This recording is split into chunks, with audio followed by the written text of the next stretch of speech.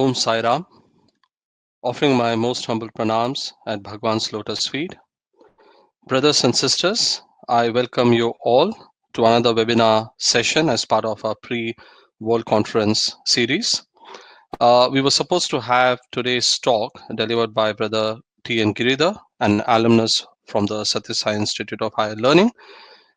He's based out of London, who due to some personal circumstances isn't able to make it today. Bhagwan willing, we will have him on our webinar series in the next few months. Today, as you know, we are very fortunate to have a couple of local Australia-based speakers they volunteered to come and speak to us.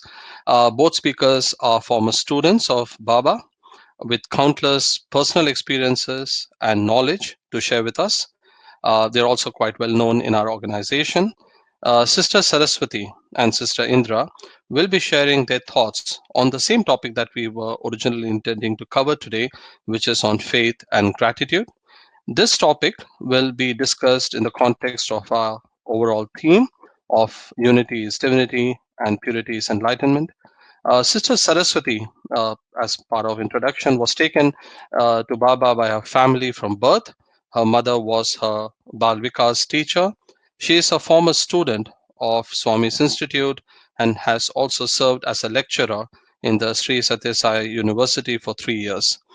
She spent the years between 1978 and 1987 in Swami's presence. She was blessed to sing and chant Vedam in his divine presence. She has been actively involved in the Sai organization in India since childhood. She migrated to Australia in 1997 and has served in roles at the centre and regional levels, both in Victoria and Western Australia, and has also served as a national young adult advisor. She is currently the devotional coordinator for Victoria East. Sister Indira completed her grades 11 and 12 and her bachelor's degree in commerce at the Anantapur campus of the Sathya Sai College from 1984 to 1989. She continued her studies for a master's in commerce and is also a management accountant by profession. She has worked both in the corporate and academic world in India and abroad. Currently, she works as an accounting lecturer at the Australian higher education sector. Sister Indra currently serves as the education coordinator of the Box Hill Sai Centre in Melbourne. Interestingly, Sister Indra was also taught by Sister Saraswathi, so she has been her student. Uh, Today's program will be in the nature of a conversation on the topic faith and gratitude. Devotees are encouraged to post your questions for our guests in the chat box. Then I will pick up those questions and I will raise it to our guest speakers.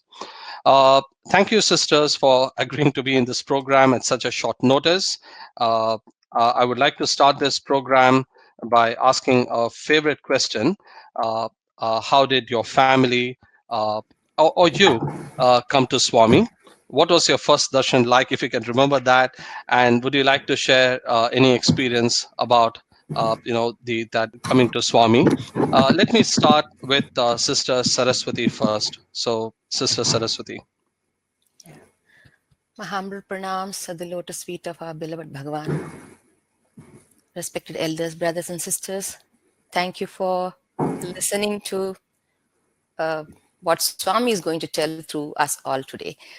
To start with, as Brother Sridhar has already mentioned, I was taken to Swami by my parents. So the first experience which I can remember as a child was when I was 5 years old. Those days, Prashanti trip used to be a very hectic trip. And we were living in a small town in Tamil Nadu.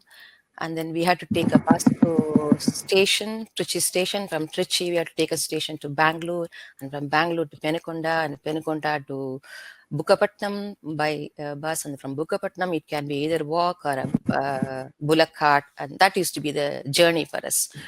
So when I was 5 years old, one of the trips we were came to Trichy, and we took Island Express. We got into the train, and before getting into the train, those days, there it used to be an unreserved compartment. So we had to who enters first will reserve the seat. So what the porter did was, because I was small, he pushed me through the window, and then he said to occupy a seat, and I sat in the edge of the seat so that the rest of the seat can be reserved for us. And that was the first time my father had invited his cousin with the family to take to Swami. Every time when father makes a trip to Patti, he always makes sure he takes another family with him. So that time they were coming for the first time, and that compartment, military crowd entered, and then they had huge iron trunks and things like that. The porter was having 3 trunks on top of his head, and then as he came near me, it hit the berth on the top, and then all the trunks fell on my feet, fell on my thigh, because I was sitting in the edge. So immediately what happened was I screamed with the pain, and then they rushed inside, and then they carried me, and then my father's brother, cousin brother, he's elder to him. So he said, no, we have to stop the trip. We have to take her to the hospital immediately. So as my father was getting down the station train, suddenly it struck to him that, where am I going? He is Vaidyanatha. He's the lord of the medicines. Let me take her there. Whatever happens, he will cure her. So he got back to the compartment and then put me on the berth on top. He said, lie down there. Then I was in a pain, naturally. And then they went rushing to the station, and then they got some ice blocks, and then they applied in my thigh. And then my father said, chant Sai Ram. Keep chanting Sai Ram. So, and then mom and dad, I still remember vividly, they were sitting in the opposite seat down, and then they were looking at me chanting Sai Ram, and I am chanting Sai Ram throughout the night. And it went on. We came to Bangalore, and then they carried me down, and then took a Benukonda train, and then we went from Benukonda, we took a bus to, that time we got a bus to Patti straight, luckily. Though those days bus travel will not be that easy. It used to make a stop of minimum 3 to 4 times, and they had to stop the bus, and then it used to open up the radiator used to open up and then blow up the air, fumes, and then they used to fill up water. It used to be a hazardous journey. But finally, we reached Patti. And then as soon as we reached Patti, and they forgot all about me, and then they were focusing on getting the luggage out of the bus. Whereas myself, it seems I got down and I ran to reserve a tree under Swami's, in opposite to, along with my brother. So we used to go and get when we used to stay under the tree. So the closest tree to the Swami's building is advantageous because we can have Swami's darshan close. So we ran to reserve this tree for ourselves. And then only they realized that I was completely cured by Bhagavan. So that was one experience which really impressed my faith, and then it stuck in my memory. And then, of course, it was a reinforcement by my father too, again and again expressing that. And it also happened when I was 3 years old. Those days, as it is, and when we used to have not doctors, not many, no medical services there. Only Dr. Jayalakshmi was there. She was a resident doctor. She was always there. So once, it seems, when I was 3 years old, when I was having high temperature, and it was 9 o'clock at night, Puttaparthi discipline is to be very strict. They switch off the light, and we couldn't even talk to me. I remember till I joined college, I remember till Swami's 50th birthday, I think. We used to talk only in whisper. We never made even noise. We used to be talking whisper to each other. So that was the situation. 9 o'clock, my mom was worried, of course. She's a mother, you see. She was worried. Whereas the father said, no, nothing will happen to her. Just leave it to Swami. And then he was strong. And by then, Dr. Jayalakshmi came with the torch. And it seems, it was told to me by my parents. I don't remember. She came with a torch asking, heard that there's a child here who's sick. Swami sent me. And then she gave an injection. So that was another incident which my father used to reinforce all this to us, repeating again and again, to have faith in Swami as God. So that is how we grew up. Saira. Thank you, Sister Saraswati. So, Sister Indra, I would love to hear from you. What your how was your experience? How did your family come? What was your first darshan like, if you can remember that? My humble salutations at the lotus feet of Bhagwan and Sairam to all of you, dear brothers and sisters. Indeed, it's an opportunity for me here to speak to you about how I had come to Bhagwan's fold. So, going back to those days in the 70s, actually hailing from a very traditional conservative Madhva Brahmin family, I had the fortune to wake up to the Vedic chants and elaborate religious ceremonies, which were actually performed very meticulously by my grandparents. And my mother too assisted them with the pujas, but in a small way, because she had to take care of four of us. We were four daughters. And in those days, my father used to work in the HAL township at Sunabeda, which was a hill station in Koraput, Orissa. My grandmother, she was a very devout person, I mean, who served the family with great love and dedication, taking care of all of us with so much of love. And not only the family, at that point in time, I still remember we always had plenty of guests and relatives at home. And at any point of time, they would invite any person, whether known or unknown, to the house. And they never went without serving them a hot meal, either for lunch or dinner, in spite of some difficulties that we were facing. So that was the family, that the lineage that was there, even given to them from their grandfathers and forefathers. The home deity was Lord Venkateshwara, and actually it was very difficult for my grandfather to accept any other saint or sage as a godly figure at home. I mean, being nurtured in such an environment. My mother too was a great devotee of Mother Goddess, and she used to fervently pray to Mother Goddess Durga to help everybody and protect everybody. But for her, what happened was the Baba gave her several positive affirmations that he was none other than Mother Goddess. So she was the first one in the family to develop faith in Baba. And that happened during the Navratri times when she would visit the devotees' homes. She had several personal experiences after that. And she became instrumental in bringing all of us into Swami's fold. But that didn't end there. She said, you have to go for Bal Vikas. And there was only one Bal Vikas guru in our township, Mr. Balan. I still remember him with so much of devotion and love. Because Mr. and Mrs. Balan, they were the first Bal Vikas gurus for us. And my parents said, you have to go to Bal Vikas if you have to develop the discipline, devotion, and dedication. Because my eldest sister, Padma, who was the first one to go to Baba's college, she was a ringleader in the colony. So apart from all the guests and relatives in the house, she would collect all the children in the colony, come to the house and set up the games and everything else. And I would meticulously follow her wherever she went. So I used to go to Bal Vikas along with her, I still remember. And the first time we went to Mr. Balan's house, there was this descending calmness in the whole house. That tranquility and that beauty of staying there, just with the fragrance of the vibhuti. And there was one picture on his altar that was kept on the wall actually. It was Baba's picture. He was pouring some vibhuti into the hands of some very needy devotees. And I still remember when we just walked into the room, there was the rays of the sun which were just setting behind, and they were just shining on Baba's photograph. And his whole hair was radiantly glowing, and his face was full of compassion and love that sat in my heart. That is being captured in my heart as just a video. I can replay it again and again.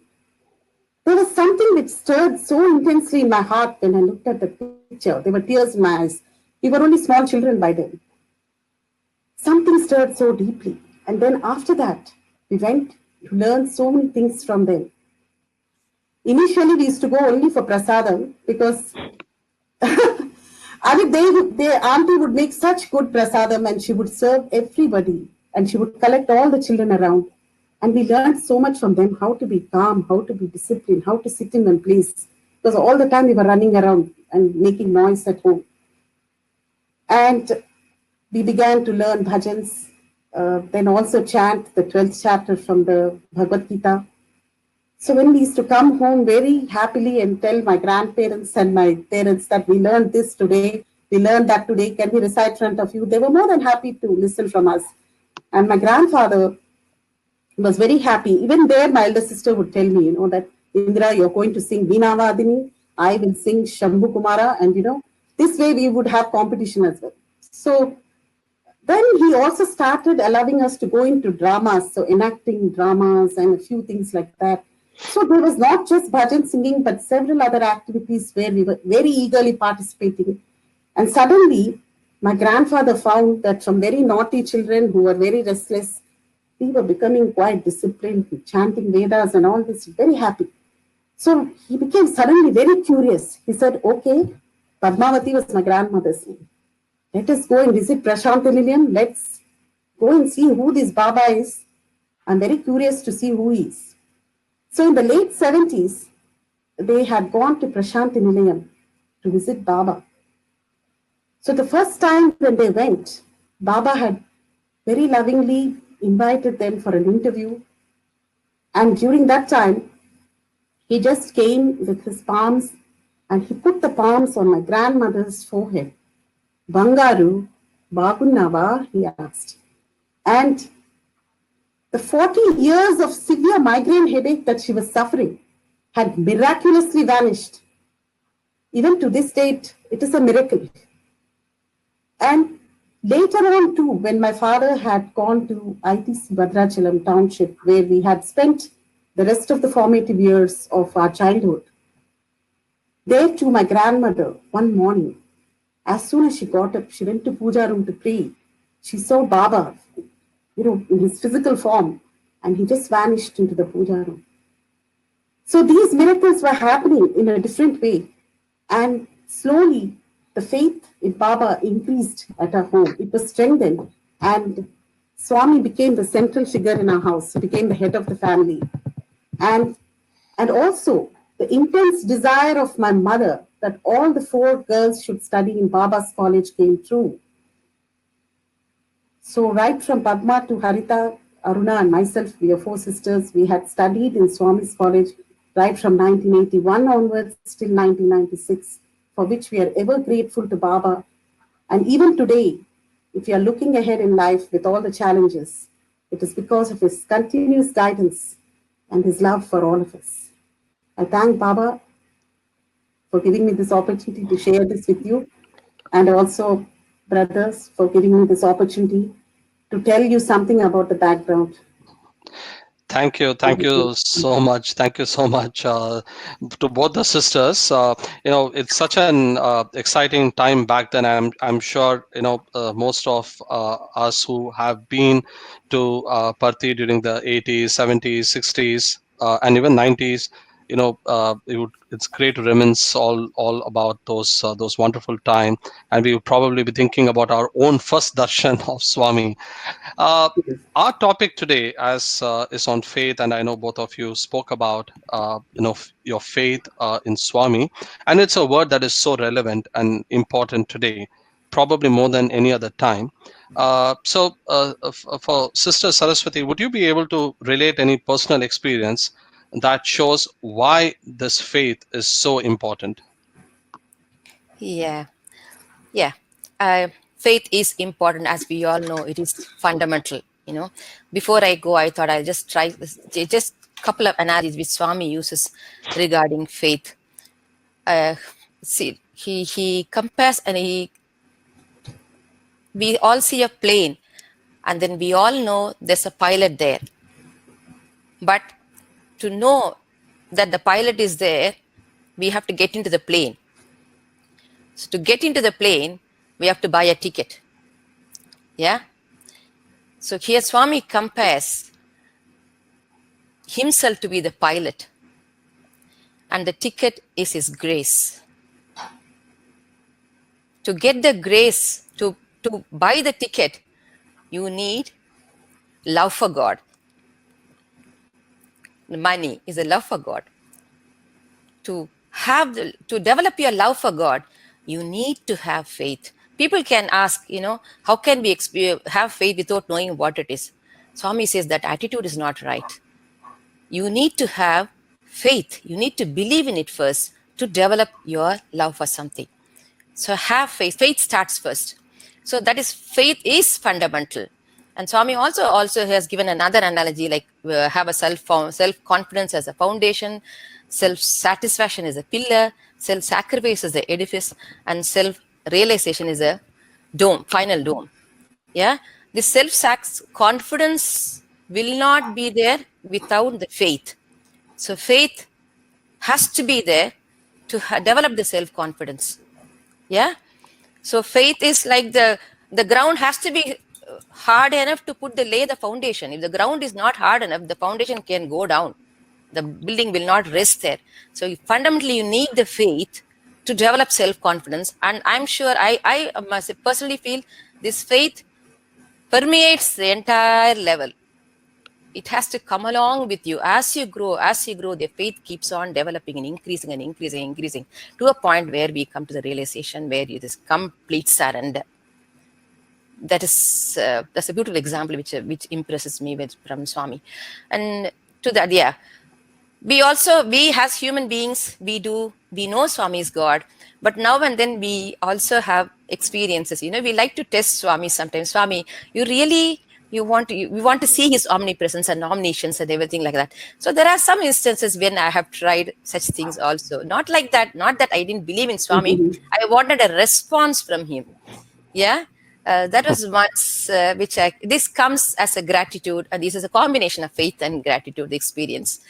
So it was in the year of 1983 when I finished my master's, and Swami had come to Kodaikanal and he asked me to come to Patti. They said, you come to Patti. I said, okay, I'll come. Of course, he gave a different responsibility to my parents, but he told me, you come to Patti. So I said, okay, I will go to Patti and you can do what Swami wanted you to do, which you all can guess by now. So I came to Patti and then I was with Swami, and then so a thought came to me, I have to do something for Swami, and have been sitting and receiving. We always, when we have Swami physically with us, we tend to go on asking more and more and more from him. The desire keeps on asking. When you get something, you get another thing. That desire is never ending, you see. And suddenly a thought came to me, so what am I doing for Swami? So I said, okay, Swami's 60th birthday was coming at 87. Yeah. It must be 60th or 65th. My max is gone now.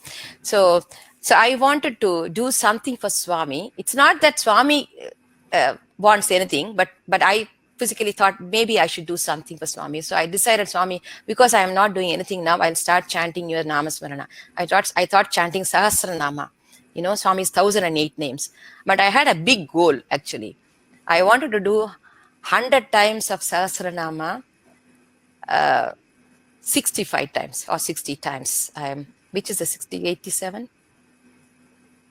Must be 60th. 60th. Yeah. 60th birthday. Yeah, 86. Yeah. So I said, Swami, 60 times, 100 times Sahasranamam, I will do for you. So I started, and then that time Swami had gone to Brindavan, because when we had stayed in Patti, Swami those days he used to go sometimes to Brindavan and sometimes and because we were in Patti, unless Swami gives a permission, we don't leave Patti. Every time we leave Patti as a student also, we used to take Swami's permission and then only we will go. Even if Swami goes away, sometimes we are stuck there. So that was one situation. I was stuck in Puttaparthi and he had gone to Brindavan. So I said, okay, this is the time I should start it. So I started the Namaswaran, and there used to be a tree behind Swami's Prashanti. We call it Pavaramalli. I don't know what name it is. It's a white flower with the orange stem. So I used to collect those flowers. It used to start falling from the tree. I pick up all those flowers and then I take to the room and then I do my Namaswaran. I do the Sahasranam. You won't believe, I finished 100. Swami landed in Patti. He came to Patti by the time I finished the first round. And then when he came for darshan, he came near me, and then I wanted his blessings. So I just wanted to know whether he knows, what I'm doing. So my class, someone near me asked something from Swami. Swami immediately materialized Vibhuti and he gave it to me. And then that was a great approval, yes, go on with your sadhana. I said, okay, Swami, thank you. That's a big boost. So I continued with it. And then gradually I entered into this institution. When I entered into institution, of course, hectic schedule, you see, but I have promised Swami that I have to finish it within his birthday. But it was a hectic schedule. I had to fit in some in between, walking to the corridor, in the upstairs, the classroom. However it is, in the midnight, I used to chant, and somehow I completed my rounds for Swami's birthday. And then after Swami's birthday, before Swami's birthday, we had come to Patti, and then again, a human mind, you see, you want another indication from Swami. So, Swami, I finished it. Anyhow, but I was heart of heart, I knew towards the end, it was only count. It was not heart. It was not fully done with full bhavam. I knew pretty well that. So I didn't expect much. And then Swami came and then he distributed saris as a lecturer. He gave me also a sari. And then except that he gave one particular different color sari from other people. Apart from that, there was nothing difference. I said, okay, I also left it, it just gone. I said, okay, that's fine. That's fine. You didn't do anything much. So I consoled myself. But Swami, one thing, he never holds anything. He always pays back. It is so beautiful of Swami, but he knows when to give. He has a right time to give. At this point also, I have to just deviate. When I was 5 years old, Swami used to distribute saris to all the ladies in Prashanti, you see. And I was sitting beside my mother, and Swami was standing near me. And then I told my mother, why can't Swami give a sari to me? Then my mom immediately said, you must ask Swami. Then Swami heard it. And then immediately he turned back and he said, ఎప్పుడెప్పుడు ఎవరెవరికి ఏమేమి ఇవ్వాలని స్వామికి తెలుసు. That means to whom what to be given, when to give, only Swami knows. Swami knows. That's it. That was a sharp answer. Of course, he gave in the end to my mom and myself also many saris later in the future. So what happened? This passed on. And then the interview came for my wedding. Before my wedding, Swami called for an interview. And in the interview room, he creates a Mangal Sutra Thali. He asked my mom what you put for your thing. And then mom was trying to explain, whatever you give, whatever you want, you do. I will give Swamis, he said. And then he created it. He created and he gave to my father. It was hot. He said it was very hot. And then he lifted and he said, this is birthday gift. Wow. Yeah. Birthday gift. And then what, it was written in that is the 22nd, something it was written, 22nd November. And then the other side he says, trust in God. Wow. It's a beautiful message. So trust beautiful. in God. And nobody knew in the interview room. My parents or my family did not know what it was. It was only between me and Swami, Such a beautiful experience. Such a beautiful experience. Yeah, Swami gave, it said, see, you must trust in God. But I felt really sad. I said, thank you, Swami, That is the real, evidence of faith. Yeah. From then on, I always think every birthday, I'd like to do something for Swami, some sadhana, throughout the year so that you can remember him. So, yeah, that's my beautiful. In a way, it is Swami showing gratitude. In a way, you can look at it both ways. True. Yeah, he's teaching us. He's teaching us that I never have any debt. Yeah. I pay back. I don't, I pay back. And he's grateful. He is thankful. He is grateful to what the thought that you wanted to do something for me. True. Such a beautiful lesson. Yeah. Thank you, sister. Sister Indira. So, what do you think? I think I mirror what Sister Saraswathi had just now said, faith comes from total surrender. And it is a small sapling when it is planted. So it could happen through somebody, or somebody could be a catalyst for developing that faith. Like in my case, it was my mother. But then ultimately, it's your own personal experience which gradually develops before it blossoms into the full tree. with fruit laden, and each one is in their own journey here, in their own spiritual journey. So it's very hard to describe what faith is because it's relative to each person.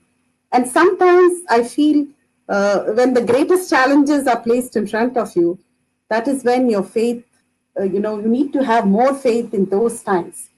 Especially for me, it was every time it happened, like it was an experience for me, whether it was in college or hostel days. I'm profoundly grateful to the institute which had inculcated, further these values of faith, surrender, and devotion, because these were practiced so devoutly by our teachers, our wardens, and even, everyone around. We were like sisters in the same family in the hostel and college. So there were several instances when our faith was tested to the utmost, and every time Baba had proved that he was listening to our prayers. I would like to narrate one or two incidents. Of course, personal faith we always have, but I thought because our sisters are there, I just want to narrate some incidents in our hostel and college which prove that faith is really very relative, but Bhagwan takes care with intense prayers and surrender. He definitely takes care of our innermost desires, whatever it is. I just want to narrate incident in 1987 where we were given, our batch was given the first preference to perform the sports meet in the Hillview Stadium. That was the first time we were performing. And so what happened was that we were involved in several activities like, skating, then there was also unicycling, if I remember, then brick breaking, so many other activities we were involved. We were not sure what we were doing at that point in time. Because Swami just recognized us as a whole campus, and he said, he talked to our principal madam and then Hemalata, Dr. Hemalata, and also Dr. Jayalakshmi Gopinathan, and all these people were role models to all of us because the way they inculcated the devotion and surrender to us, surrender to Bhagwan. So in those days, they gave us a chance where Swami told us, you can come and perform in Prashanti Nilayam. And the day Swami had told us this, we began to pool all the limited resources we had to just show that we are united and we can still do it in spite of not having all the benefits of doing it. It was just the dedication and devotion. And so when we went to Prashanti, the first time when we performed the skating and everything, Swami came to see the rehearsal. So I think I'm just a bit confused. No. We did the animal skating first with the animal garbs. It was very claustrophobic the first time when we did because we had all the big garbs and we were going around and round. And there were planks placed in the Hillview Stadium. Swami came for the rehearsal. At that point in time, they were very insecurely fastened to some of the hooks. So we all felt that all of us fell down, the first time when he came. And we were quite embarrassed that, this thing has happened. But we were feeling very bad because we practiced a lot. Then Swami, the next time, he said, when you come next time to Prashanti Nilayam, please repeat this again. So that was how we did the performance once again. And this time he built a basketball court for us just to prove how he takes care of his children. All, like 1,000 mothers, like the love of 1,000 mothers, he showered so much on all of us. And we were so happy because we practiced so much with the limited resources we had in the college, especially going skating was not easy. Round and round the building, we were going around like maniacs, scraping off our knees, hurting ourselves. Teachers were always there with us, guiding us, supporting us throughout. In the heat, we would do all the rehearsals. And imagine the girls who broke the bricks and other things. So this developed more faith in us that Bhagwan is there to take care of us in spite of all the challenges, all the difficulties that we have. And there were also times when Swami would tell that he's coming to hostel. And the only medium of communication for us was the big telephone which was in our veranda that would ring, and we knew that that was coming from Puttaparthi, any message that would be delivered to us. We would be waiting for those messages to come, and you should see the excitement and the bliss that we would have when we learned that Swami is coming to the hostel. Just like a big family, we would all be running around to make the best arrangements for the head of the family who's coming to our campus. Each one would be, settling down with different activities. One would be doing the yogas, one would be doing the kitchen, the duties, it was just like a big family and so much of excitement. I can't explain in words because it's just come flooding down the memory lanes. So one day we would get a call saying that Swami is coming to the hostel. The phone would ring and Jayama madam would call us, Sai Ram girls, Swami is coming to the hostel, and you should see the excitement. Everyone would be running around on all the floors. Thud, thud, thud, thud, thud. And this Swami acknowledged later in the darshan line, you were all running like Dunnapota side. I know that, his omnipresence is there. And we used to enjoy that too because we were young teenagers, we were away from parents, homesick. So this was all the love we were getting in the hostel, college, we were sharing that. And at another point of time too. So this would go on, and we would decorate the entire campus with festoons, and we look forward to Swami to come. And then one message, sorry, Swami is not coming, children, we are very, very sorry. And then we would start crying and crying and crying. And then decide, no, this is not the way. We have to go to the prayer hall today somehow and intensely pray to Bhagwan. Don't eat food, start fasting, Swami will come. And just do it. That's it. So we would go there, not eat food, do all these things, and pray and pray and pray. Next morning, when we are not prepared, we are very routinely, getting ready to go to the college. All the chapels are strewn around in front of the dining hall. Not ready. We are anticipating Bhagwan, but it is not like we know exactly which date he's coming. That time we get a call and Swami is coming. Girls, what are you doing? Swami is coming to the hostel just now. And imagine, chapels, girls, come on, pick up the chapels, throw them there, and bundling all the chapels, putting them in a box, throwing it somewhere, and we don't know. Each one was running there, not even knowing where they are in space. That was how it was. Not knowing where you are in space, just running and running, just wanting to do because we want to give the best to Bhagwan. And then each one would do, we would decorate. And I still remember Swami's red car meandering on the little road as it entered the portals of a campus. We would be lining with flowers to welcome him. The rangoli would be put. And some girls would again run up the Anandpur, the building on the top, just to spot that car, and again come running down, all the way down, just to welcome him again at the doorstep, at the entrance with all the diyas and everything. It was, as I'm speaking, I feel I'm unable to explain the whole thing because the way he would come, the excitement. And what he liked about the whole thing is that the imposition, the faith that we had in him, that he would take care of us. And each girl would tell that, yes, Swami looked at me, he spoke to me. What did he speak to you? Again, that would be different from what he spoke to another girl. How can this happen? Because around so many girls were there, 500 to 600 girls, and still that would happen. And the teachers would be so lovingly guiding us, and girls, we have to stand here, this is what Swami likes, this is the discipline, and make us rehearse all those things where we would stand. But on the final day, it was what Swami wanted, and who would get what was decided totally by Bhagwan. So that faith would come from prayers, which we would continuously do. Sorry, so true, sister. In fact, I have a couple of questions a little later to a question about the difference between the Prashant Nilayam campus and Anantapur.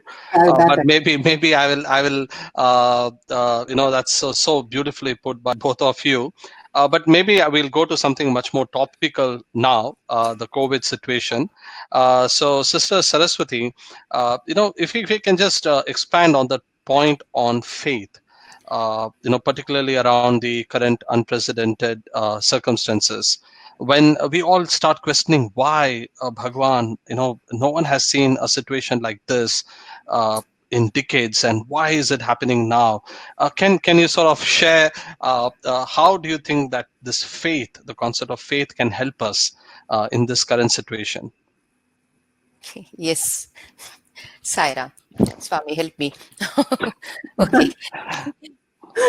Faith, as we already have been telling, that faith is an important aspect, and without faith, nothing can be possible. To start a child, when the child is born, the child totally has faith in the mother.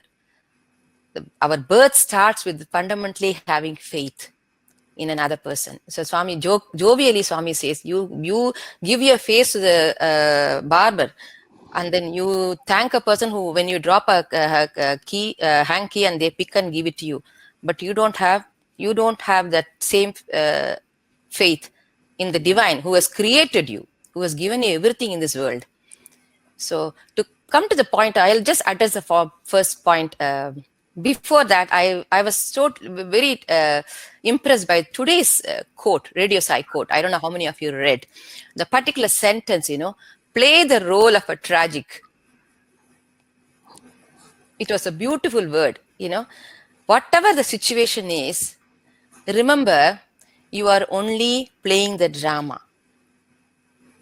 You have to do your role, your part, as your duty. Karmanneva adhikaraste ma phaleshu kadachana. As a human being, we have come here, we have got to play our role, our duty, without questioning. Questioning cannot come when you have faith in the divine and his actions. If you believe that there is God, and if you believe God knows everything, where is the point of questioning his action? All comes just with acceptance. The faith, your complete faith in Bhagavan, says he knows everything. There is a reason behind every action. If you have that belief, you will just accept what he gives. One of the Swami used to give us a lot of interviews to all of us, when we were in the college, and during the holidays we used to stay back, the olden batches, when then institute was not there. So every holidays we used to get interviews with Swami, and Swami used to give us a lot of spiritual knowledge. He used to answer questions, and sometimes he used to casually talk to us. And one such interview he gave us, he was explaining one of the incident.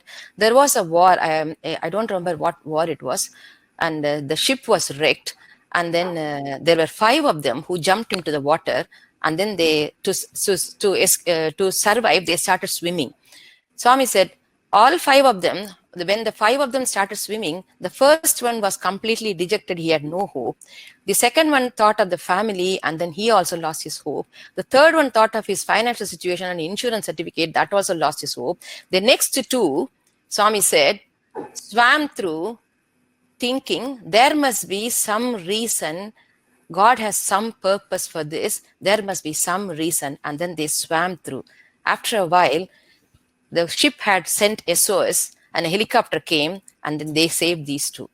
So what Swami said was, it is few yards or few feet of swimming and few minutes of waiting saved them. So what we learn from here is patience. Everything has a reason, and we need to be patient. As Swami always says, even this will pass. Always remember the sentence, even this will pass. And another thing I remember just now, there was a letter Swami sent to Dr. Kasturigar's daughter. When she was going through hard time, she had poured her heart and then asked Swami's advice. Swami wrote her a letter. What he said? Paurnami doesn't stay as Paurnami. Full moon. It has to go to new moon. It will not stay for long. You are in Agani now. You chant my Nama, Namasmaran, and gather courage. Remember, nobody is without difficulties. Nobody is without difficulties in this world. So that was an assurance he gave her. So fundamentally, I think as devotees, because we are all devotees, because we all at Swami's, we believe in Swami's teachings. That is why I'm telling this. Please don't mistake me. The fact that Swami has brought us all to this world is not to enjoy the material benefits. He has come here to take us close to him. And it will be material hardships in different ways. Life is not a bed of roses. So it is a difficult path. We will fall, but we have to get up and then hold on to the pole of faith. Hold on to him have faith, you will cross the bridge. Swami, in another interview, Swami is saying, human beings, the body is given, the samsara is given to cross the bridge. But man wants to stand in the bridge. He does not want to cross. I am waiting here to take you all into my plane, but you don't want to get into the plane. This is what Swami says. So I think we have to take this as an opportunity to go inward and realize our purpose of coming to this world. I know it is hard. You can say when people are in hardship, how can that happen? But even in hardship, it is in hardship, I think you can go more closer to the divine. True. You call upon him more. Kunti always has hardships. Nobody is permanent in this world. Nothing is permanent. None of us own anything in this world. When we go, we have nothing. Swami gave a great Alexander's example. Swami said, Alexander said, it seems, when I die, put my hands up. Then the soldiers asked why. He said, no, I want to tell the world that I had so much of wealth, I had so many of land, I have conquered so many lands, but tell the people that when I die, I'm not taking anything with me. So we all have to remember relations and family and everything, these are all Maya, these are all play, these are all puppet temporary. show. Temporary. Swami is the only sambandham. Swami is the only relation. Correct. Swami is only Shashvatam. I think keeping that in mind, we can pass. Even this will pass. Thank you so much, sister. Yeah. So true.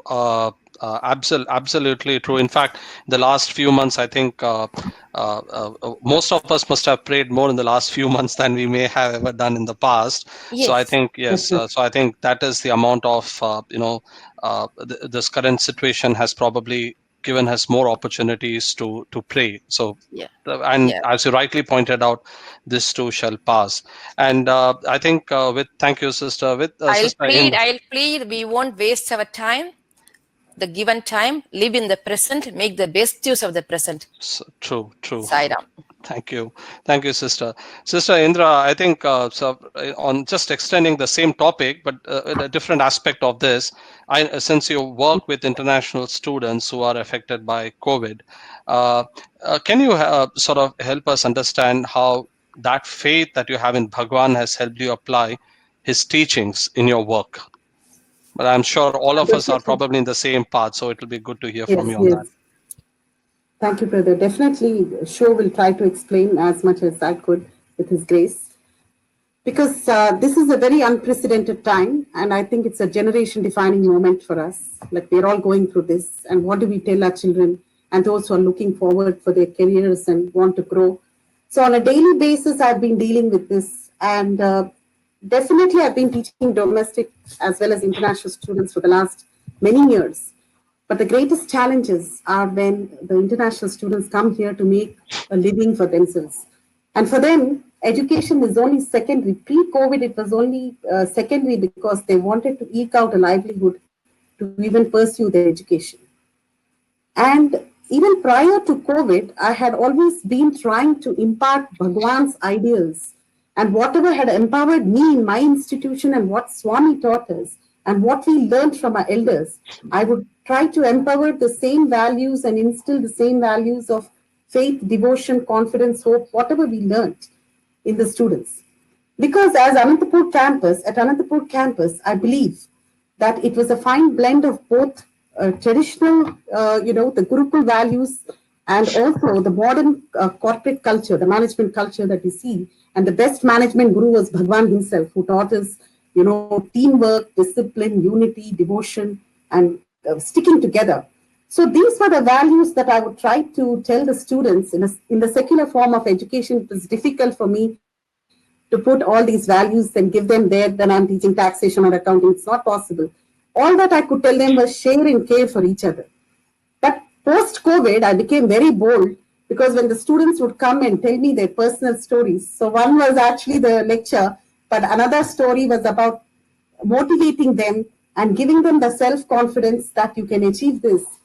And I would definitely quote Bhagwan there, tell them that, look, look, children, I would call them even students or whatever, that, it is, there's only, and there are also students who are also feeling embarrassed because of the current situation. They would hide into their comfort zones, because they've lost their jobs.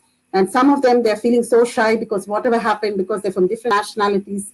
So I just tell them, what we need now is language of love.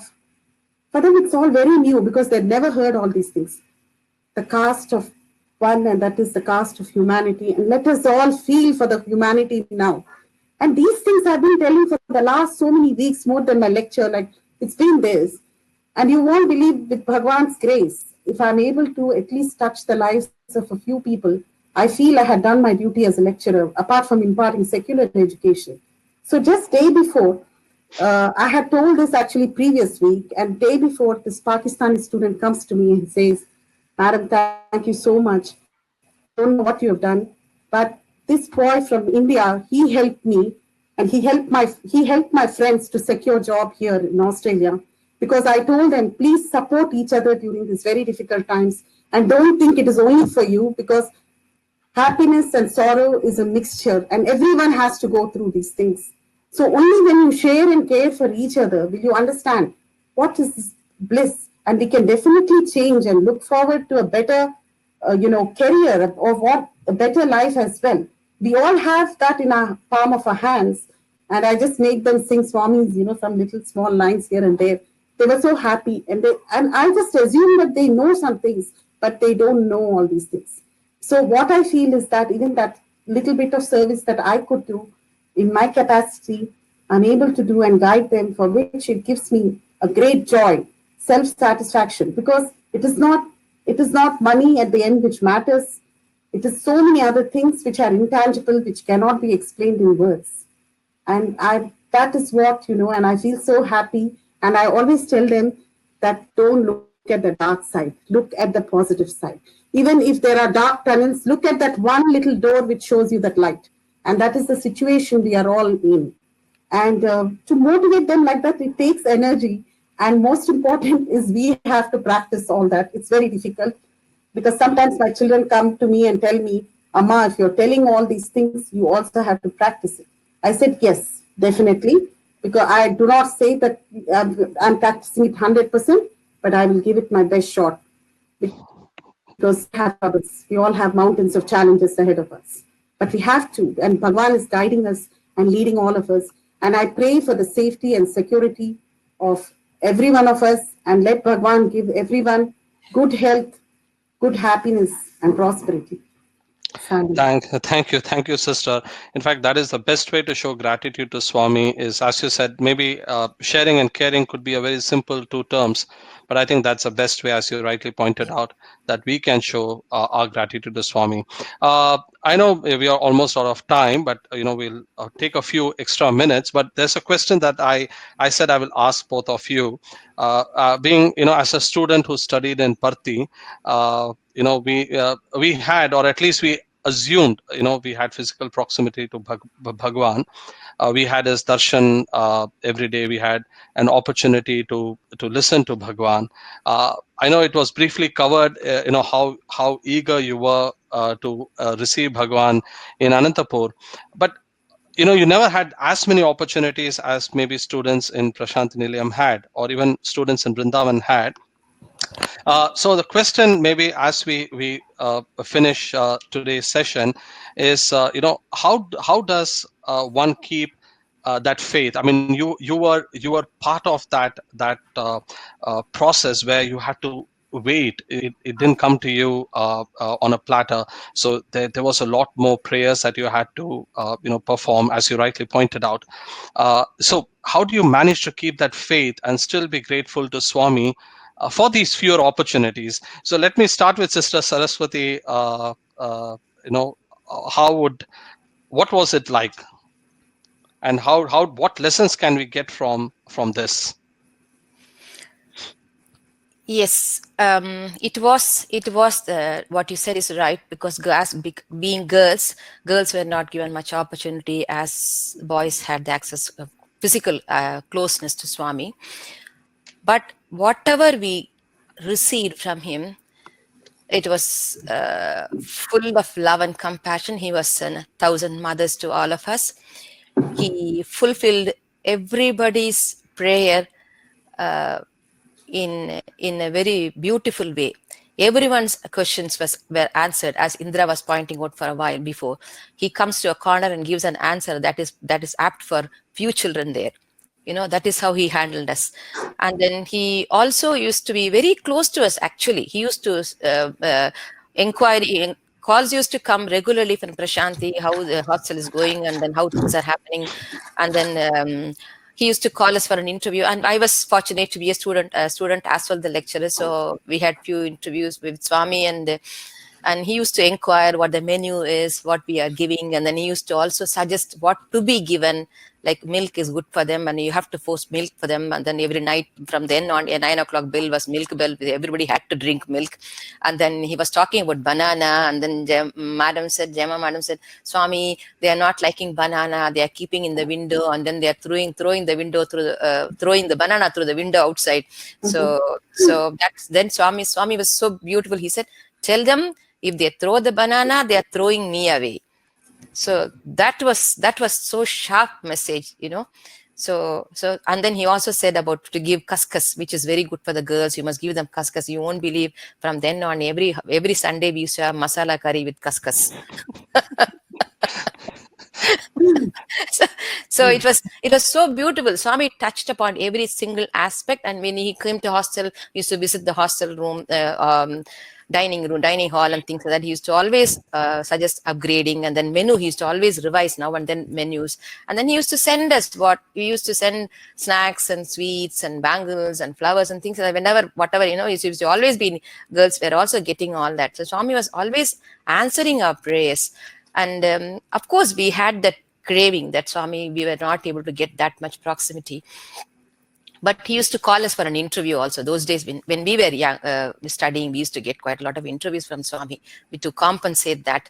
So, and then one such interview, one of our seniors asked Swami, you are so close to the boys. What are we, when are we to, how are we to receive such things? And we also want to be with you. We also want to have such opportunities. And then you go with them and take them out, and then you go in the bus. Why not you get into our bus, from Prashanti to Gokulam, Swami? That is enough. Get into our bus, and then we'll all have a ride with you. So just to make us happy. Then Swami was laughing, and then he said, no. He said, I know you are all devoted to me. I know as girls, female, as girls generally, devotion is very natural for you all. And then I know once you catch hold of Swami, I am very confident you will never leave me. And so I am very confident of that. I am very happy about that. Whereas men, they need much more attention. They need to, boys, and they need more attention. I have to give them more attention to ground them. So that is why I give them more opportunities. So he was also, he said, as you are all female, and we need to follow the norms of the society, and then culture, Indian culture and tradition. And so I need to protect you all. I need to be careful in front of the society too. So devotees, don't think all the devotees sitting outside, they're all devoted to me. There are many devotees who come there just to test, just to check, and then they, with evil eyes too.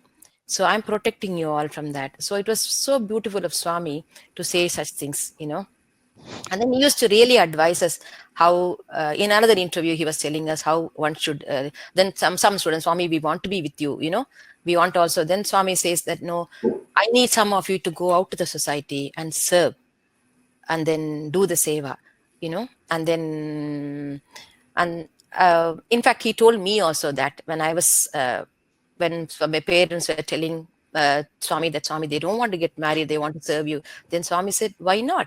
They can serve me even after getting married. So I want you all to go out, and then it was so beautiful. I said, I'm preparing another interview. He was Is that time? I can just. Yeah. Please go ahead. Go ahead. No. Sorry. Yeah. In another interview, when Swami, when we were in Prashanti, when we were staying in holidays time, we used to always have a spot for ourselves, you see. So it is guaranteed. It's like boys who get darshan, we also get proper guaranteed spot, and then Swami comes there. We sit in the front line, a couple of lines, because holiday times we don't have many students. We have only a couple of lines. We guaranteedly get good darshan every day, morning and evening, morning and evening. And Warden used to be there with us. And then one day he came and chided us, saying that, why are you sitting like this? And why do you need special place? And then we were it was then we felt bad. And then okay, that day we said, okay, we won't sit anymore, we won't sit in the block. We all sat on the wall side, each of us spread 2 feet each other, and then we sat completely behind the wall, including Jayama madam. So all of us sat, and then evening he came for darshan. He looked at each of us. He was looking at us, and then we went to canteen and we did all the service, and I think implied that you do what I say. It is, you have to practice what I say. That is a lesson he gave us. So we were doing a couple of days. It went on like this, and every day he came, he made sure he looked at all of us. It was amazing. It was. And then after 2 days, he sent a message, Kutumbara saying that ask him to come to the veranda. And then we were really scared. We are going to get a banging from Swami. And then we all went and sat. He never looked at us. He went and sat in the verandas, and for interview, he finished his darshan, and then he came to the corner to the veranda, and he told us, go. He said, very stern voice. He said, go, in anger. They said, okay, that's it. We are going to get inside, and we're going to get the dose from Swami. We went inside. It was, you won't believe, it was so beautiful. He came, and he was so with a rough tone. He came and he opened the window, and then he entered, and then as usual, he switches the phone. When he enters into Swami's interviews room, he always does. He switches the fan when he enters, and then he himself closes the door. He closes the door, and then he turned to us, and then kept his hand behind, and he had laughed loudly, shaking himself, laughed. And initially it was a shock for us. We didn't know what to do. Then we also joined. We started laughing for some time. We were laughing for some time with no reason. And then he gave me way, he said, and then he came and sat in the chair. And then you all thought Swami got angry with you, isn't it? He said. It was so beautiful. He said, yes, Swami, we said. Then he said, no. Swami never gets angry. That is when he started explaining about the 3 avatars. Satya, Shirdi Sai and Sathya Sai and Prema Sai. So he was telling, in Satya Prema, Shirdi Sai, I was cooking. When I'm cooking, when the mother is cooking, she doesn't like to be disturbed. That is why he used to get bouts of anger like. And then in Patti Sai, I finished cooking, I'm serving the food. I'm serving the food to you all. So now this is like a snake hissing. Snake doesn't bite, but it just hisses. But it is not anger. It is just a hissing to caution you all. And then he said, in Prema Sai, I will sit and watch you all eat the food I cooked. I served. And then he said a strong word, I am preparing you all for the next avatar. That was the bonus for us. It was so beautiful. It was so beautiful. What he meant there is, practice what I say. If you love Swami, do what I say. That is what is true bhakti. If you say we are devoted to Swami, we need to follow what he says. Try our best to our conscience. Unconsciously, we all can make mistakes, but consciously, we should never try to disobey his orders as much as we can. Of course, for this also, we need his grace in abundance. Thank you, sister. Sister Indra, if you'd like to add a couple of points there before we end the webinar today. How much time do we have? You can take maybe about 3-4 minutes, if that's fine. Okay. I'll try to wind up. I know, because as we are talking, going down the divine memory lanes brings back a lot of memories. Yes, Bhagwan had actually given us infrequently we went there. But the intensity of the darshan, sparshan and sambhashan is what we carried away with us in our hearts, and mentally connected to him everywhere, wherever we went, could feel his presence. And that was which energized us, kept us in hostel till we had the next darshan. And not only that, when he came to the hostel and college, he gave ample opportunities to all the sisters there, whether it was sports or whether it was dramatics or in whichever way, he always connected to us. And in one such sport event, after we finished, as I told you, the skating event, uh, he was very, like with the innocence of a child, he would come and say, "Oh, you could skate. Anta chakramulanta baga tirugutunnave." Itla in Telugu, that you're all just rotating like that. How you're doing it, as if he never knew how we were doing it. And then I remember this humorously, he would quip in the darshan lines when we all sat. He would come and bless us with Padnamaskar and saris and all that. He would say, and he would just tell these boys, they break idlis and all those things, and you're breaking stones. And these kind of remarks, like we never expected Swami, like in that way, how he would encourage us, just to encourage us so that we do better. And that would keep us going for the rest. And as I've said, that every sand particle in the Anantapur campus was sanctified by his lotus feet. So we could feel his presence all the time. And in fact, like how we are today, we are trying to mentally connect to him. It was the same status. And in fact, those restrictions, sometimes people thought these are restrictions. Like some of my relatives would ask my father, in those days we didn't have phone and everything, but they would ask, why did you send your daughters? Have they become sannyasis or what, or only will they be singing bhajans? But when they saw the skating program and all, they were surprised. We never knew that they do all these unicycling, skating, and all these things.